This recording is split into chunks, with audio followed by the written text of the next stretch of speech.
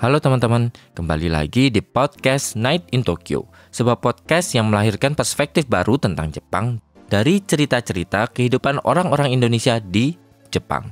Dibawakan oleh gua, Aiman, host Night in Tokyo.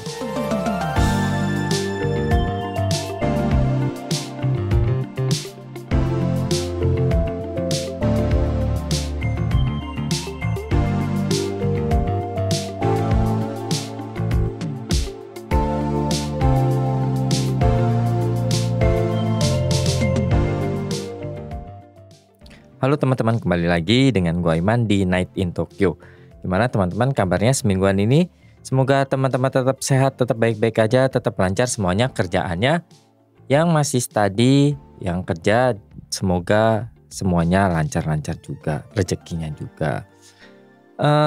Untuk episode kali ini teman-teman, kita kedatangan Aristi lagi nih. Halo. Jadi singkatnya, terakhir datang ke sini itu baru S3 ya? Iya. Baru mulai. Nah, di episode sebelumnya itu Aristi cerita tentang topik S2-nya dia. Apa itu? Yang ada berhubungan dengan bagaimana sistem peredaran narkoba. Benar. Yang menginspirasi untuk membuat sebuah sistem apa ya istilahnya? CSR gitu sih, buat delivery barang di CSR gitu. Kayak gitu. Nah, kalau teman-teman penasaran dengan episode kayak gitu, gimana kira-kira penelitiannya Aristi tentang delivery narkoba itu? Bisa ntar gue bakal taruh di bukan Instagram ya, di deskripsi. Nah, itu tuh video atau podcast pertamanya dengan Aristi. Nah, sekarang kali ini gue pengen catch up kehidupan aja ya kayaknya. Boleh. Kehidupan aja. Jadi gue pengen ngobrol dengan Aristi lagi karena sekarang Aristi ini udah menjelang akhir atau belum sih S3-nya? Udah di tahun terakhir semoga. Udah tahun terakhir. Berarti udah 2 tahun setengah ya? Belum ya? Iya, udah 2 tahunan gitu. Jadi ini lagi tahun ketiga. Itu di Chiba University. Jadi backgroundnya Aristi sendiri ini adalah desain produk tadinya. Iya, tadinya desain produk. Dan lanjut S2 dan S3 di Chiba University. Oke. Kalau S2-nya kan cukup menarik ya. Jadi membuat sebuah sistem delivery yang terinspirasi dari peredaran narkoba di mana? Meksiko ya? Gak aku spesifikin negaranya sih. Cuma CSR-nya kemarin tuh dari perusahaan di Jepang. Oh ya, jadi itunya ya adalah. Coba risetnya memang banyak kan tuh dari Meksiko pas itu. Oh berarti intinya tuh nggak spesifik satu negara tapi melihat dari berbagai banyak kasus. Iya, dan paper-papernya banyak kan datang dari Meksiko. Nah, yang S3-nya sendiri apakah masih berhubungan? Masih. Nah, ya kalau S3-nya udah nggak berhubungan. Kayaknya tahun lalu aku ada sempat sebutin kalau aku nggak pengen jadi ahli peredaran narkoba, riset peredaran narkoba. Kalau udah terlalu ini ya, udah terlalu dalam ya. Iya, takut. Nanti lulus kayak risetnya tentang narkoba, aduh takut susah masuk ke univ gitu kan. Tapi risetnya kali ini tentang sistem gitu, masih di lab yang sama soalnya. Dan aku ngebikin riset tentang membuat database buat mempermudah riset di dalam slums community. Oh, slum community, pemukiman kumuh. Pemukiman kumuh gitu, atau kayak kadang illegal settlement begitu kan istilahnya. Nah, jadi kayak bisa dibilang database ini, ya aku nggak sebutnya database sih, cuma kayak image-nya tuh lebih gampang pakai database gitu. Cuma ini tuh biar membantu ketika researcher mau datang untuk ngeriset tempat itu, dan juga untuk mereka tuh punya kayak local data governance gitulah, kayak data empowerment di dalam tempat itu, begitu. Itu nggak mungkin di Jepang kan? Iya, tempatnya di sebenarnya di Jepang, Jepang ada juga pasti ya, ada lah. Cuma terkendala kayak kalau di Jepang kan susah untuk harus kalau mau ngelakuin riset tuh harus kayak ada persetujuan dengan pemerintah gitu-gitu dulu kan. Oh ribet ya. Ribetnya di bagian birokrasinya sana. Ribet. Nah, bukan ribet, mungkin ketat lah. Ketat. Jadi riset aku tuh di Meksiko sama di Indonesia. Di Meksiko. Mungkin karena udah ada koneksi dikit-dikit kayak. Iya benar. Koneksinya bukan dari riset S2 nih. Oh, berarti secara nggak langsung apakah kondisi Meksiko tuh mirip dengan Indonesia? Iya, menariknya sebenarnya mirip banget menurut aku. Oh, mirip banget. Tapi sebenarnya yang menariknya kayak ternyata tuh Meksiko kayaknya menurut aku sedikit lebih maju daripada Indonesia deh. Secara ekonomi mungkin ya. Iya, dan mereka lebih kayak apa ya? Mereka juga kayak tipe yang sangat bangga terhadap kayak kita tuh Meksikan gitu. Oh, Meksikan. Ya, mungkin kecipratan Amerika dikit juga sih. Itu juga benar. Oh, berarti fokus di satu kota atau cuma di satu pemukiman itu aja? Aku fokusnya di satu pemukiman itu. Kalau di Indonesia juga satu pemukiman yang lainnya gitu. Jadi di Indonesia Jakarta berarti? Di Jakarta. Ya, di lebih Jakarta, banyak sih Jakarta sih ya. Banyak banget. Jadi apa yang pengen di apa ya istilahnya didapatin dari penelitian itu? Sebenarnya tuh kayak sangat berlapis ya masalahnya gitu kan. Pertama kan karena pengennya tuh kalau aku bahasanya dari pepatah gitu kan, kayak kita tuh ngajarin memancing gitu, bukan ngasih ikan. Nah, istilahnya gitu kan. Jadi kan maksudnya kita tuh mau membantu dengan kayak gimana supaya mereka tuh bisa belajar untuk menyelesaikan masalah mereka sendiri. Si orang-orang yang tinggal di situ. Orang-orang yang tinggal di situ gitu kan. Jadi mengedukasi dengan cara yang lebih kreatif gitu lah ya. Jadi membangun sistem buat orang-orang di situ supaya dia bisa mandiri gitu ya. Supaya mereka bisa mandiri dengan kayak mempelajari data mereka sendiri, dan juga dengan dan tambahannya itu kan satu kan, ketika mereka bisa menggunakan data mereka sendiri untuk ngebuat suatu inovasi buat mereka sendiri. Satu lagi sisi lainnya adalah ketika kayak biasanya kan periset gitu, mereka suka kayak mau riset di satu area ini misalnya, atau ya banyak lah periset gitu kan. Biasanya kita mau melakukan riset di sebuah kampung atau di sebuah village gitu, tapi kita tuh masuk tanpa ada apa-apa, terus bertanya pertanyaan yang sama lagi dengan researcher sebelumnya gitu. Dan maksudnya tuh kayak gak ada satu ekosistem yang kayak satu gitu loh, satu ekosistem di mana researcher yang sebelumnya dan researcher yang sekarang itu bisa connect satu sama lain gitu kan. Mungkin lebih ke database-nya kali ya. Nah, nggak ada database. Jadi nggak perlu lagi mengulang hal yang sama, tapi karena udah ada base-nya itu, jadi bisa progresif loh mungkin ya penelitiannya. Gitu. Itu kenapa aku nyebutnya database tadi kan. Karena biar lebih mudah untuk ngelakuin risetnya gitu, lebih gampang majunya. Gitu. Dan pembimbingnya orang Jepang. Iya, dosen aku orang Jepang. Apakah dia punya relatability itu ya? Apakah dia relate dengan kondisi seperti itu? Sebenarnya dia nggak terlalu setuju sih sama riset ini. Tadinya. Iya, tadinya.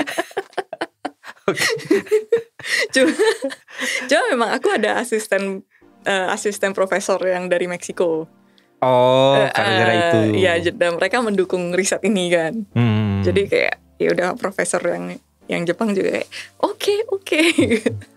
Ya karena bisa jadi memang dari asistennya dosennya itu, asisten pembimbingnya itu dan kamu sendiri merasa itu ada urgensi juga kan untuk menyelesaikan negara kita, masalah negara kita nih bukan negara lain.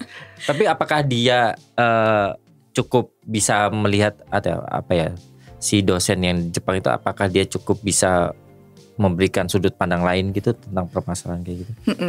Sudut pandang lain sih ada, tapi sebenarnya kalau soal relatability tadi sebenarnya kayaknya dia kurang bisa melihat sih kenapa riset seperti ini tuh penting gitu. Jadi kebanyakan dia malah heran, bisa gitu ya. Iya, bisa gitu ya. Justru Ada orang bingung. hidup kayak gitu ya gitu mungkin ya. Gak kebayang gitu kenapa bisa kayak gitu.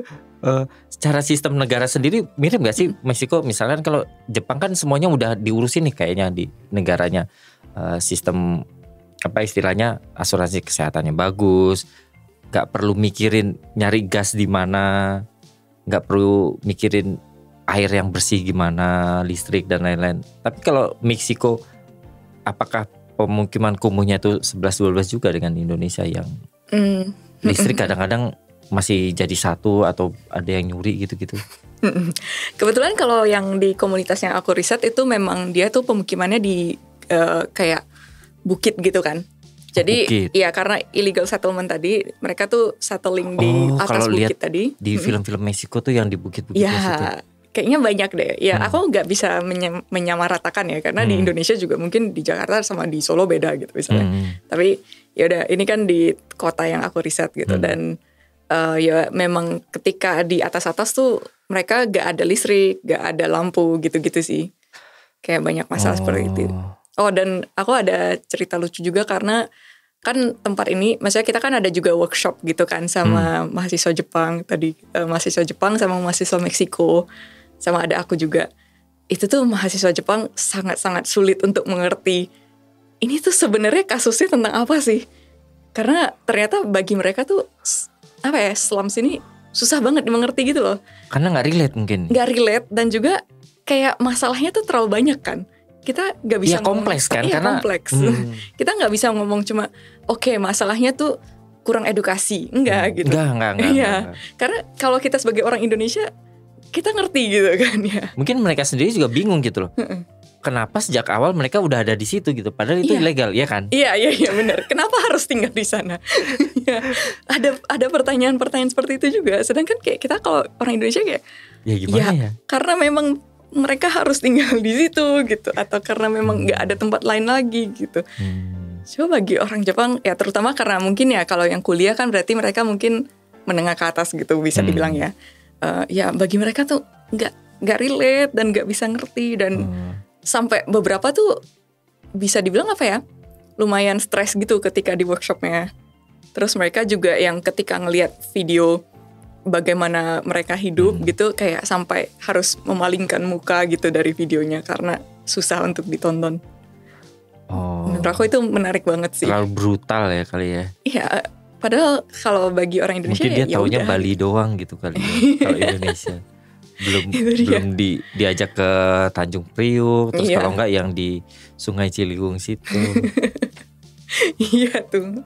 Itu udah red flag berapa kali itu, sampah, sanitasi, terus apa, sirkulasi udaranya juga nggak ada, terus pendataan ilegalnya makanan dan lain-lainnya tuh udah nggak masuk di akal sih mungkin buat orang Jepang sendiri. Benar.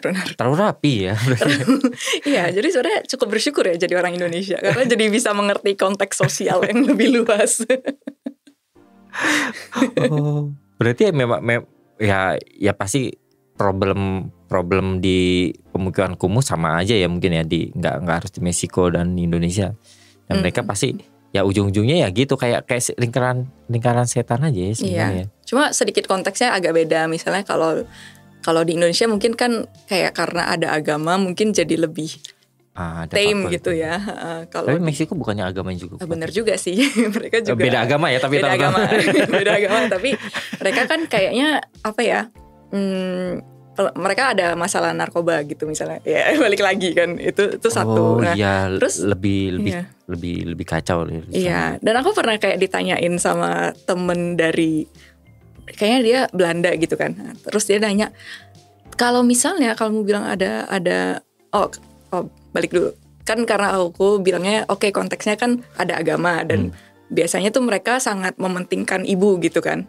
Ya. Di dalam keluarga mereka. Dan teman aku yang Belanda ini bilang kayak kalau memang mereka mementingkan ibu dan ternyata ibunya bilang kayak nggak boleh pakai narkoba, sebenarnya masalahnya udah selesai dong. Aku bilang iya, tapi bagi mereka narkoba itu nggak buruk gitu loh. Bagi mereka ya narkoba itu adalah cara untuk dapetin uang. Dan itu adalah cara yang mudah. Kenapa mereka harus susah-susah kuliah kalau mereka bisa jual narkoba? itu. Iya. Ya kita nggak bisa bilang Negara maju nggak relate ya berarti ya? iya itu dia. Nggak relate. Oh segitunya ya. Iya.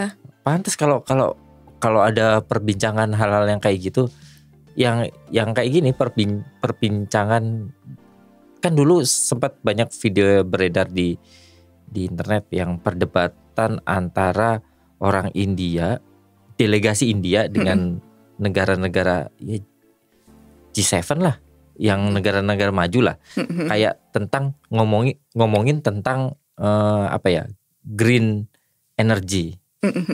Terus kan mungkin dia pikir lah, kenapa kalian nggak bikin green energy juga gitu.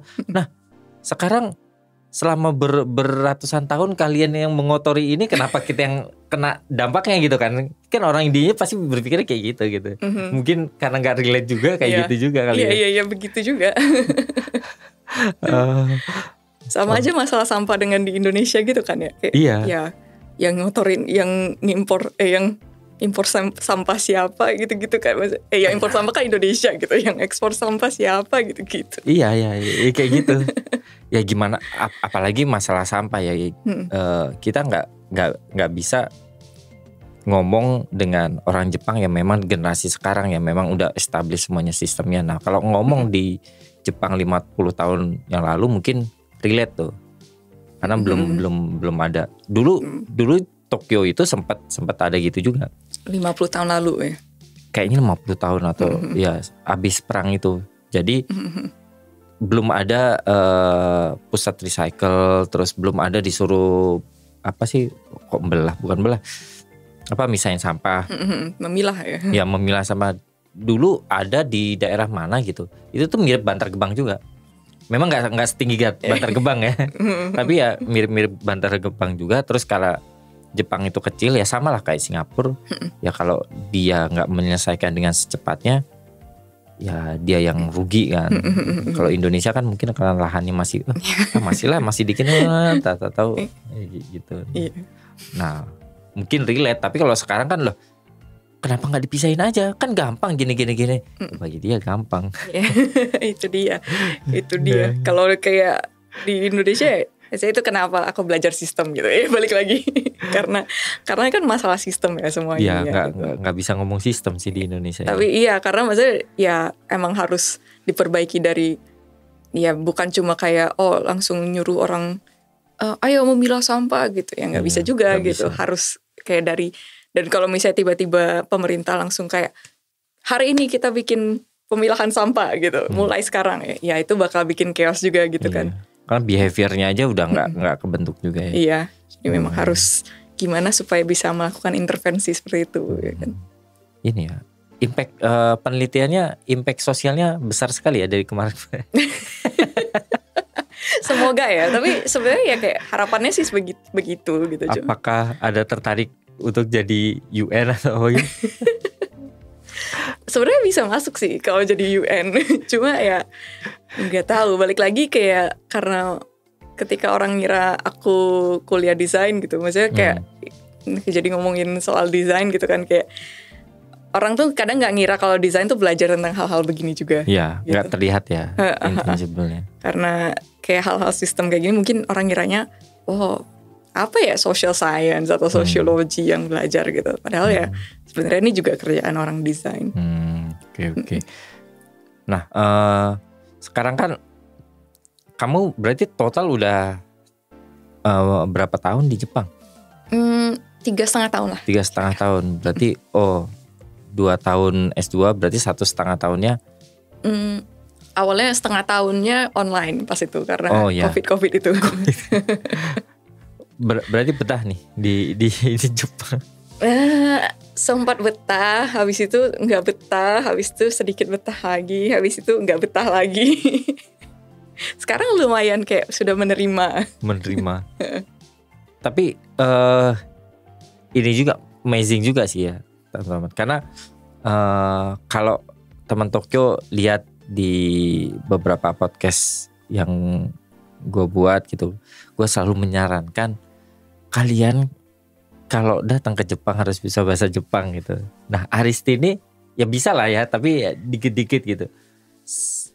kehidupan kampus sendiri tuh gimana? Apakah orang di Chiba University-nya itu pada bisa bahasa Inggris atau kamu yang beradaptasi sebenarnya? Uniknya karena sebenarnya pas awal masuk, ya dibilangnya syaratnya nggak perlu bahasa Jepang kan.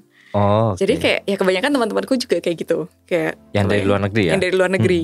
Jadi pas masuk kuliah ya mereka kirain ya, maksudnya ketika kita punya image Jepang yang kayak hidup di 2050 gitu, ya kirain modern ya. Iya modern, kirain udah kayak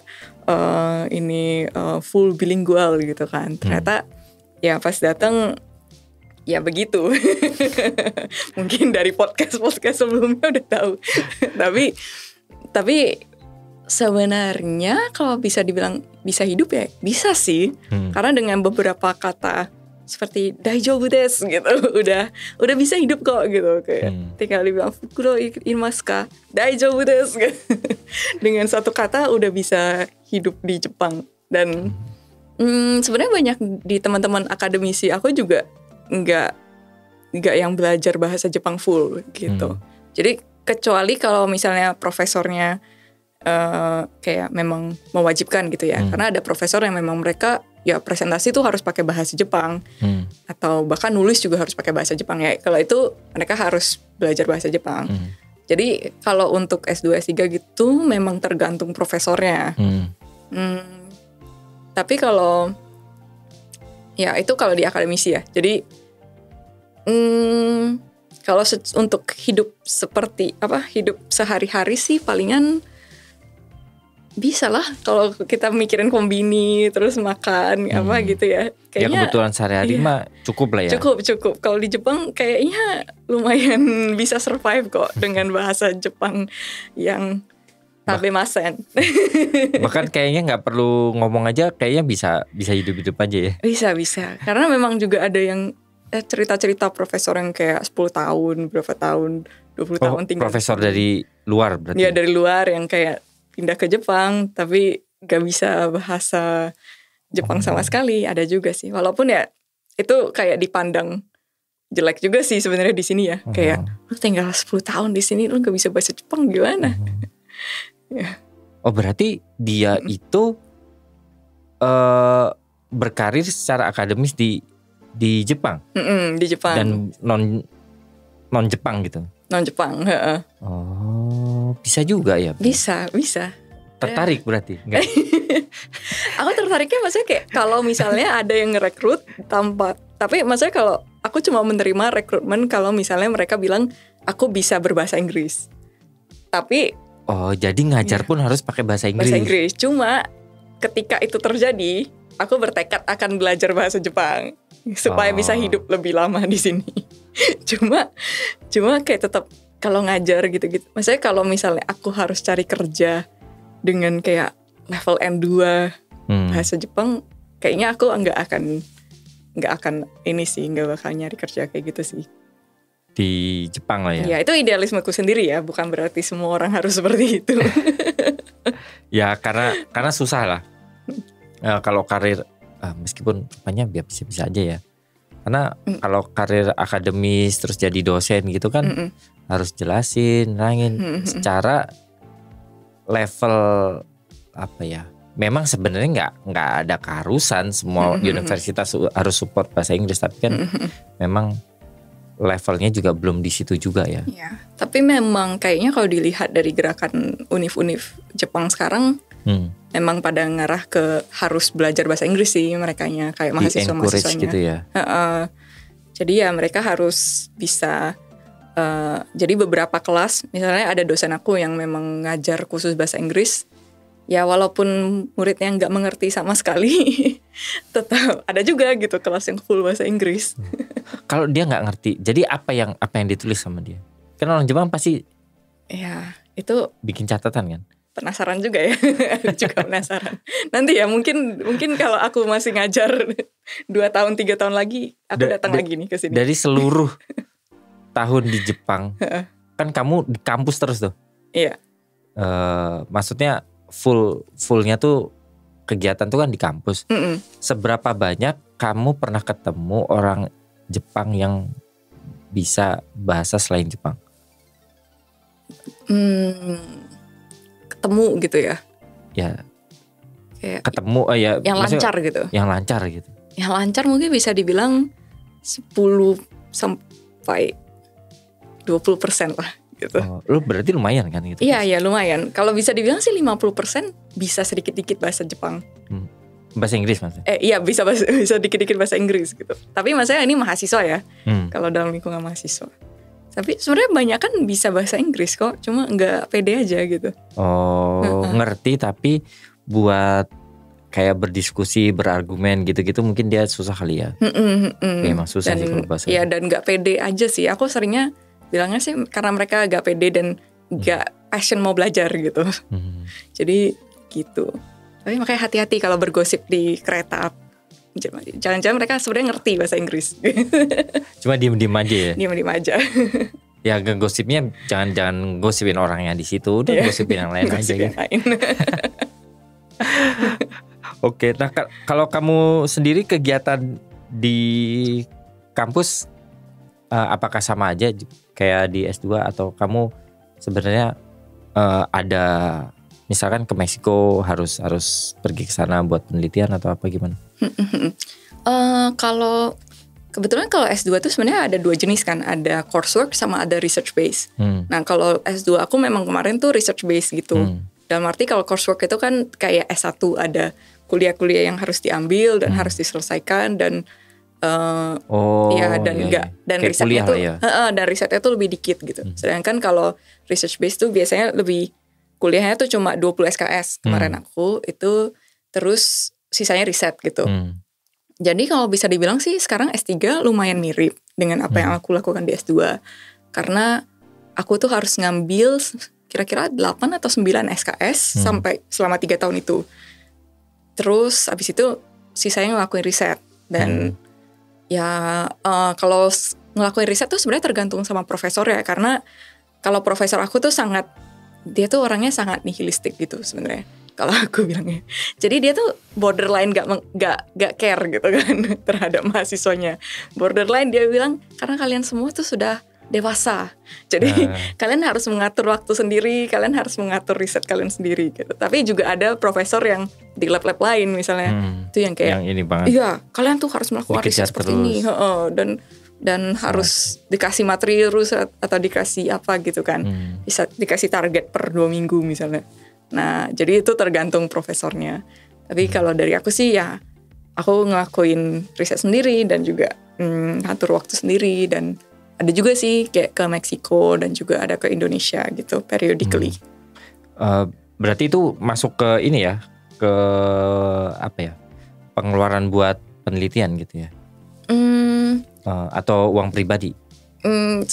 Partially uang pribadi, partially dibiayain gitu, tergantung sih, tergantung pas kemananya. Tapi sebenarnya sih kalau riset gitu, maksudnya kalau misalnya untuk S3, untuk riset S3 ya, tergantung profesor juga, tergantung labnya gitu. Kalau lab aku sih sebenarnya nggak dibiayain gitu untuk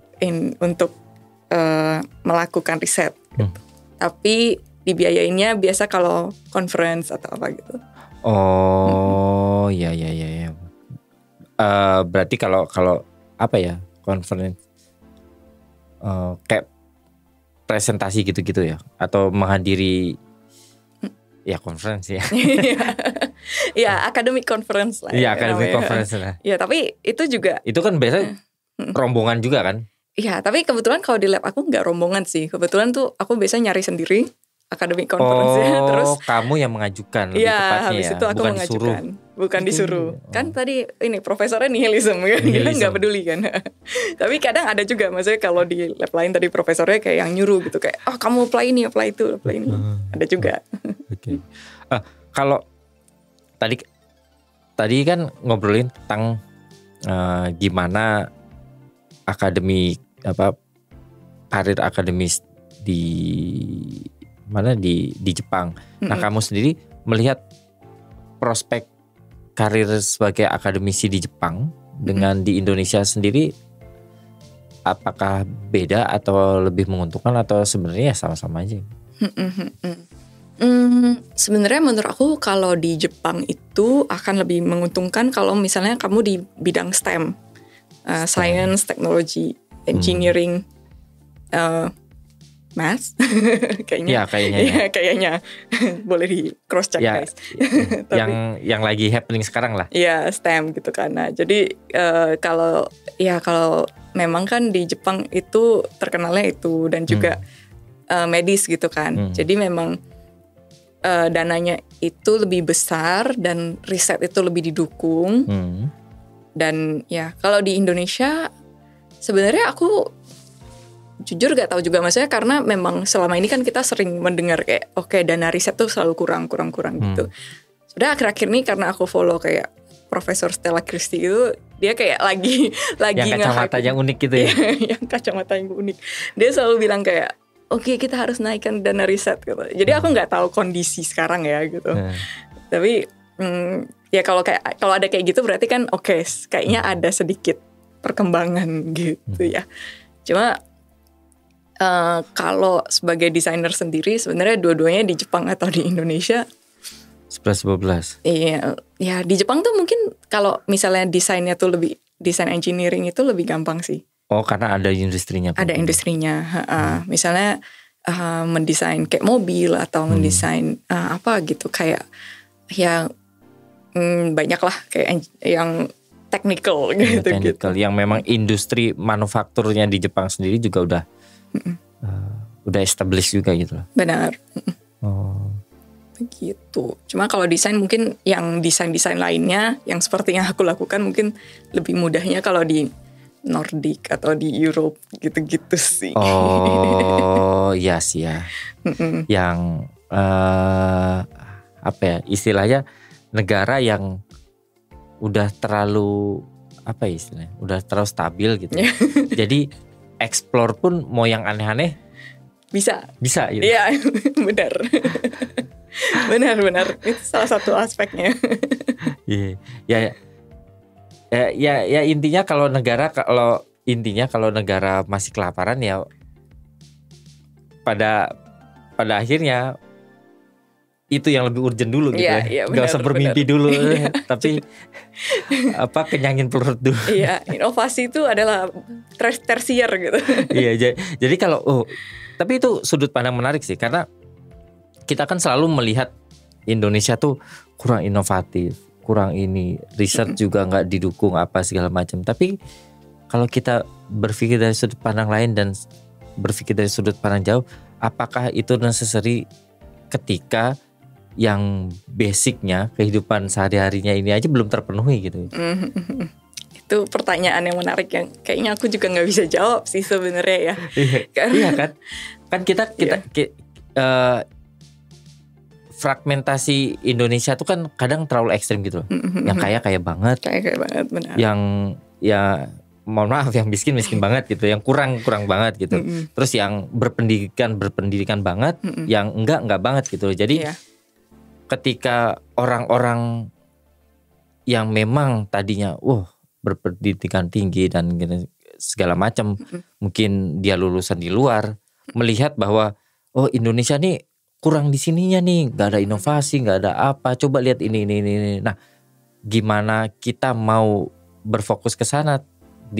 Sedangkan ya tadi kawasan kumuh aja masih banyak orang yang ini. Kenapa nggak itu dulu? Bukan kenapa? Justru itu dulu yang perlu diberesin gitu ya kan? Tapi paradoksnya adalah mungkin hal itu cuma bisa diselesaikan kalau ada inovasi baru. Itu dia kan. Itu bisa juga ya. Itu paradoks juga ya sebenarnya. Karena maksudnya ya makanya akhir-akhir ini tuh yang sering ya at least kalau di desain gitu ya, kita selalu ngomongin tentang mendesain dengan komunitas, mendesain dengan kayak ya tadi kan karena riset aku juga tentang lingkungan kumuh gitu kan. Sosial gitu. Sosial gitu. Ya karena memang inovasi seperti itu tuh dibutuhin sekarang gitu. Inovasi yang membuat kehidupan ya maksudnya karena kita nggak bisa menggunakan ilmu misalnya dari Eropa gitu ya, kayak banyakan kan misalnya dulu desain tuh dari Eropa, terus kayak gimana kita kiblatnya aplikasiin di kiblatnya adalah desain Eropa dan desain Jepang, terus kita apply ke Indonesia gitu ya, nggak bisa gitu karena kondisi Indonesia seperti ini. Tapi ketika ketika kayak oke, kita setelah belajar kita mau membuat inovasi baru dan diaplikasikan ke tempat seperti ini gitu ya. Itu ketika inovasi dibutuhkan kan ya. Tapi ya memang susah sih karena di Indonesia sendiri ya balik lagi ya. Mungkin orang Jepang sendiri juga relate gitu. Kalau di Indonesia itu terlalu terlalu kompleks karena ada faktor politik, ada faktor kepercayaan, ada faktor suku, ada faktor kesenjangan sosial dan lain-lain gitu loh. Karena mungkin ini kayak opini gue aja gitu loh. Ketika kita kan selalu berpikir pertumbuhan ekonomi 8%. Itu sebenarnya klise.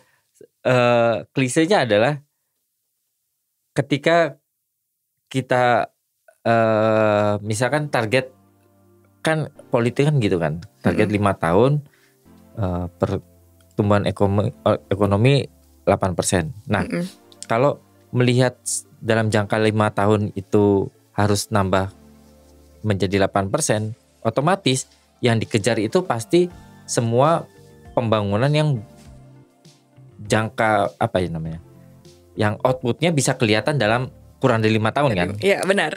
Yang secara nggak langsung itu adalah pasti investasi jangka pendek semua gitu. Padahal kalau kita melihat kayak Jepang lah misalkan, Jepang gas meskipun ada yang tabung ya, tapi gas rata-rata di pipa. Terus air meskipun orang tetap beli, kadang-kadang orang kalau yang gimana tetap beli air mineral, tapi standarnya adalah airnya itu bisa diminum. Kita nggak perlu lagi tuh istilahnya gali-gali tanah, terus bikin Jakarta jadi turun. Itu terus yaitu sampah, listrik. Itu kan sebenarnya kebutuhan dasar manusia yang kadang kita kalau orang Indonesia tuh kadang kita lupa gitu loh. Ketika sebenarnya kita menginvestasikan pada hal-hal kayak gitu kan kesejahteraan naik. Kalau kesejahteraan naik, orang lebih bahagia. Kalau bahagia mungkin belajarnya lebih pintar. Kalau belajarnya lebih pintar, mungkin ekonomi bisa naik. Secara nggak langsung industri bisa naik kan. Benar. Cuman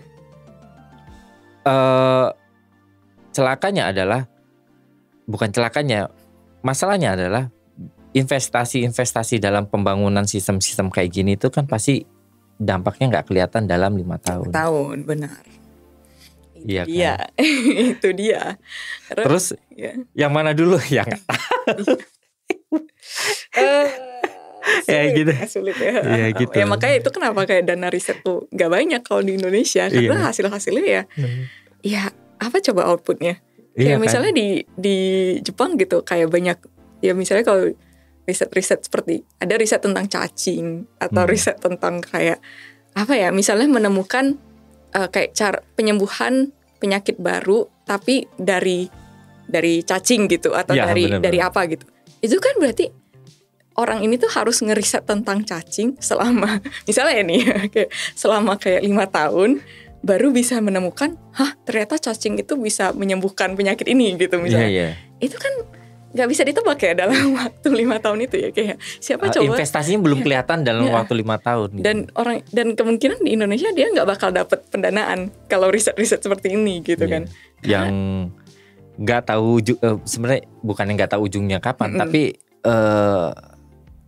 hasilnya tuh nggak cepat gitu loh. Nggak cepat, benar. Dan kayak biasanya kan kalau di Indonesia tuh harus bikin proposal tuh baru dapat pendanaan ya kan.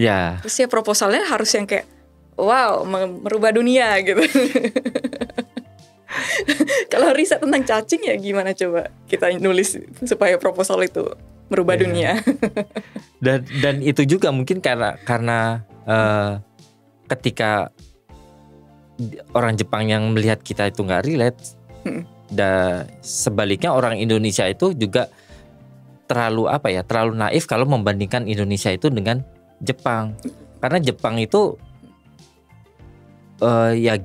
gimana mereka nggak disiplin orang, hal-hal yang berhubungan dengan kebutuhan dasarnya mereka aja mereka udah nggak mikirin gitu. Jadi kita tuh hal-hal lima ya, sandang, pangan, papan, ya yang tiga-tiganya itu aja kita masih mikirin gitu tiap Benar. hari, tiap detik, tiap menit gitu loh. Kayak air apa dan macam-macam gitu. Sedangkan orang Jepang sendiri udah nggak mikirin itu. Jadi kapasitas otaknya bisa digunakan pada hal yang lain gitu. Benar. Ya jadi memang kita juga nggak bisa bilang kayak kapan kita seperti Jepang, ya gak juga gitu ya kan, maksudnya nggak bilang kayak kita juga harus segera meriset tentang cacing sekarang. Iya kan, gitu. benar kan. Ya memang ini aja lah, anggap aja memang kita di scene yang berbeda gitu. Iya kan. benar. Emang kalau kita melihat Eropa zaman sekarang tuh ya memang maju gitu. Tapi kalau kita melihat ke mereka zaman medieval gitu kan toilet aja nggak punya gitu loh. Ya benar. Sama aja. Ya kemungkinan kita tuh ya emang masih belum saatnya aja. Belum sih. saatnya, benar. Oke. Nah, udah S2 di sini, S3 di sini, terus nanti berarti tahun depan lulus. Amin. Planningnya gimana? Apakah udah kelihatan sekarang gitu? Apakah tertarik buat tinggal lama di Jepang gitu atau mau coba tempat lain gitu? Atau balik ke Indonesia? Sebenarnya belum tahu karena kayak masih pertama melihat penawaran. Oh. Kalau penawaran itu ketika kamu misalkan ikut conference, misalnya ketemu kampus lain yang di Jepang yang kampus lain gitu-gitu, itu apakah memungkinkan kamu bisa ditarik ke mereka juga? Memungkinkan karena biasanya tuh ya ketemu profesor, terus kalau misalnya kadang tuh mereka juga nanya nyambung gitu. Ya nanya gitu kan kayak kamu habis ini mau kemana atau apa gitu ya. Ada juga penawaran dari sana gitu. Terus juga ya tapi ya masih belum tahu juga sih. Maksudnya aku juga itu tadi penawaran satu kan. Terus juga jadi aku juga belum tahu masih mau di Jepang atau di Indonesia atau di negara lain. Jadi aku masih belum bisa menjawab. Terutama secara publik. Secara publik. Iya. Nanti kita tunggu saja podcast episode 3. Masih ada setahun lah ya, enggak sih ya. Masih 1 tahun sih. 1 tahun lah ya. Sekitar hampir 1 tahun. Kalau ini sendiri, kalau lingkungan akademis sendiri, kamu seret nggak dengan? Yang dengan lingkungan Jepang? Kebetulan maksudnya, balik lagi kalau ke tadi, kemungkinan memang bakal masuk ke akademis kan, karena nggak nanya ya mau akademis atau mau praktisi ya. Juga. Ya kalau ternyata bisa masuk praktisi ya nggak apa-apa gitu. Cuma paling visible-nya sih masuk akademis. Ke akademis gitu kan. Nah kalau untuk akademis sendiri, menurut aku mungkin ada sedikit perbedaan kayak vibes-nya gitu ya kalau di Jepang, di Indonesia atau di negara lain juga gitu. Kalau di Jepang tuh universitas tuh relatif lebih laid back. Lebih santai. Di Jepang ya? Iya, maksudnya mereka tuh nggak, kalau di Indonesia tuh kan ya terutama akhir-akhir ini mereka banyak kayak dituntut gitu untuk rilis berapa jurnal dalam setahun gitu-gitu kan, akreditasi paper karena akreditasi tadi, dan mereka biasa ngejar ranking gitu kan. Di Jepang tuh kebanyakan univ tuh nggak ngejar ranking, jadi udah zen banget ya. Iya, universitasnya zen ya. Iya, mungkin ya ada univ yang memang nyari ranking ya. Cuma kalau setahu aku misalnya di Chibada itu kayak ya kita tuh nggak ngejar ranking gitu kan. Karena memang ya mereka bilang karena mereka udah terkenal di Jepang gitu. Jadi kenapa mereka harus ngejar ranking? Toh mereka yang nyari adalah ya mahasiswa-mahasiswa dari Jepang, bukan mahasiswa dari luar gitu. Jadi secara ranking memang Chibada ya gak tinggi-tinggi banget gitu. Kalau nggak salah di 2025 tuh 800-an gitu sedunia. Sedangkan univ aku yang dulu pas S1 ya sekarang udah di 250-an. Oh. Iya. Menang loh Indonesia ya. Menang. Iya, tapi banyak banyak dosen-dosen aku yang dari Indonesia itu yang rekomendasi aku untuk kuliah di sini gitu. Gitu. Walaupun meskipun rankingnya jauh. Walaupun sebenarnya dari desain memang lebih tinggi di Cibadai sih. Oh, oke. Tapi maksudnya secara universitas ya lebih tinggi di Indo kan. Tapi ya gitu, maksudnya karena memang kualitasnya itu bukan di Jepang tuh mereka nggak ngejar kualitas-kualitas yang terukur. Itu juga ya. Karena kan ukuran nilai itu dari kuantitatif tadi kan. Yang kayak makanya kenapa harus jurnal itu jadi nomor 1 dituntut dari dosen-dosen di Indonesia. Terus juga sepak bola peringkat berapa gitu, di dunia gitu ya. Iya benar kan? Nomor kan yang dikejar tuh adalah kuantitas. Iya benar juga ya. Indonesia tuh obses dengan peringkat ya. Iya. Ya karena memang kita nggak diperhitungkan di dunia sih. Jadi gimana ya? Jadi gini. Karena insecure.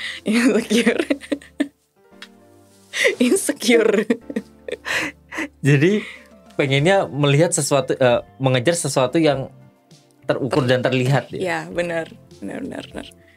Jepang santai aja gitu. Jepang santai aja ya. Orang ya secara Asia ya mereka masih dikenal nomor 1 gitu sekarang ya. Tuh jadi ya kayak semua orang ngirain kayak Japan living in the future gitu. Tapi ya makanya univ-univnya juga jadi lebih santai dan nggak menuntut dosennya untuk rilis publish apa gitu tadi. Nah kalau di Indonesia ya mereka lebih, jadi dosen di Indonesia tuh lebih capek kayaknya dan gajinya juga jauh lebih rendah daripada di Jepang gitu kan, dan juga dituntut lebih banyak.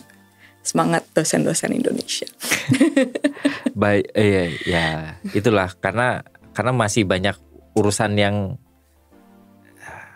kecil-kecil yang mengganggu di Indonesia tuh belum terselesaikan, itu aja sih. Benar-benar. Ya itu lagi, balik lagi kenapa kita tuh emang untuk menjadi lebih maju itu baiklah mengcompare dengan negara maju kayak Singapura atau Jepang gitu. Tapi untuk urusan misalkan kan kita sering lihat tuh kayak di internet kayak Jepang nih kayak gini. Kalau membandingkan, mending gak usah dibandingin. Iya. Karena mau gimana pun startnya aja udah nggak dari nol Jepang itu.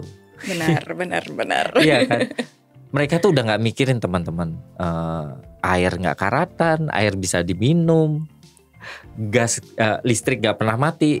Di Jakarta sih jarang ya. Maksudnya di luar Jakarta kan teman-teman, teman Tokyo pasti ya kayak Kalimantan ya kan itu nggak mati. Ya kalau ditanya lah kenapa Jepang listriknya nggak pernah mati, dia punya pembangkit listrik tenaga nuklir ada berapa gitu loh. Indonesia wacananya aja udah ditolak duluan gitu loh. Tapi ya itu urusan lain ya, karena mungkin kebetulan memang Jepang udah nggak, waktu mereka bangun nggak se-strict itu, jadi ya tinggal bangun kan. Benar. Ya dimana powernya gede banget, jadinya nggak gitu. Ya terus membangun sistem perairannya, terus apa ya kayak gitu. Nah jadi hal-hal kayak gitu tuh di Jepang tuh udah nggak mikirin teman-teman. Gak mikirin macet, mikirin paling dempet-dempetan di kereta doang gitu loh. Sedangkan di Indonesia itu kapasitas berpikirnya tuh udah habis di jalan duluan kali ya. Apalagi yang dari Depok, dari Bekasi kerja di Jakarta, terus orang Indonesia kok kayaknya malas-malas ya. Ini mungkin agak melebar lagi ya. Kan banyak cerita dari teman-teman yang pernah kerja dengan orang Jepang di Indonesia gitu. Orang Jepang yang datang ke Indonesia tuh kenapa ya orang Indonesia dikit-dikit break rokok, dikit-dikit gini, terus kok kayaknya waktu tuh karet banget, terus kayaknya datang ke kantor tuh nggak serius, nggak itu apakah datang udah capek kayak gitu. Ya gimana? Dia kan datang ke Indonesia udah ada supir. Ya. Dengan seluruh fasilitas, dan dia memang dari negara kayak Jepang itu. Nah kalau Indonesia ya siapa tahu bawahannya dia itu rumahnya di Depok gitu, di Depok masih deket, ya nggak deket juga sih, Depok atau Bekasi. Atau Tangerang gitu, yang mungkin di jalan 2 jam mereka menghabiskan 2 jam 3 jam, terus datang udah bete, udah bad mood gitu kan. Terus gaji bos Jepang ini, gaji Jepang dibawa ke Indonesia bisa buat belanja banyak hal. Iya kayak gitu. Jadi ya bukannya bukannya membenarkan perilaku orang Jepang, behavior orang Indonesia, tapi ya kalau untuk improvement ya kita belajar, tapi kalau bandingin mending nggak usah dibandingin sih, emang kayak nggak apple to apple aja sih. Iya. Dan itu kenapa kayak kalau kita balik lagi ke akademisi ya, kenapa riset yang lokal Indonesia itu dibutuhin karena itu gitu, karena kita harus membuat inovasi yang lebih memang fokus ke sana. Iya, yang memang ya keadaan Indonesia tuh seperti ini sekarang gitu, dan kita tuh nggak bisa dibandingin sama Jepang tadi. Jadi ya kita harus bikin inovasi yang berdasarkan behavior orang Indonesia sekarang. Kalau misalnya kita ngikutin kayak hasil riset orang Jepang tahun 1972, ya nggak masuk gitu kan. Maksudnya kondisi mereka dulu misalnya seperti sekarang gitu, kayak banyak sampahnya kayak gitu. Tapi kita nggak bisa pakai riset mereka langsung aja gitu. Jadi kita harus kenapa aku mau bilang kalau riset Indonesia tuh harus dimajuin, ya karena kita tuh harus ngeriset tentang keadaan Indonesia yang sekarang, dan kita perlu membuat inovasi lokal yang memang bisa diberlakukan dengan behavior yang sekarang gitu. Dan solutif terhadap problem lokal gitu, bukan ngambil dari luar. Referensi boleh sih. Yeah. Kayak ya apalagi pendidikan di negara Skandinavian dibawa plek-plekan ke Indonesia kan? Ya nggak mungkin dong. Kayak gitu. Yeah. Jadi kan ya susah ya memang kita memang ya harus. Ya, atau misalnya kalau kita langsung bilang sampah itu sekarang harus kita ada insinerator gitu. Terus kayak misalnya langsung pakai sampah plastik plastik yang kalau di Jepang kan burnable, non burnable gitu-gitu ya. Tiba-tiba di Indonesia dikasih sistem yang sama. Oh iya, burnable ya? Kan kita nggak bakar. Itu dia, nah kan kita nggak bakar kan. Nggak masuk akal berarti kan. Iya, kalau misalnya tiba-tiba Indonesia harus dibikin kayak gitu, dan berapa banyak perusahaan insinerator yang harus kita bikin. Nah itu kenapa kayak sistem itu nggak bisa plek-plekan kita ambil dari Jepang atau dari mana gitu kan. Kita makanya harus bikin sebuah sistem solutif yang baru. Gimana caranya supaya kita nggak memenuhi TPA, tapi juga gimana supaya perilaku itu bisa dirubah sedikit-sedikit gitu-gitu sih. Bener ya? Iya. Oh iya bener, kalau di Jepang kan terbakar dan tidak terbakar. Nah kalau di Indonesia kan nggak mungkin terbakar dan tidak terbakar. Orang sampahnya nggak dibakar. Nah itu dia. Nah, kayak juga MBG. Ya, jadi aku punya 1-2 cent gitu tentang MBG. Maksudnya kan kalau misalnya makan gratis ini dibikin, kita ambil plek-plekan sistem dari Jepang, ya nggak bisa. Padahal di Jepang nggak gratis loh. Iya, nggak gratis ya? Enggak.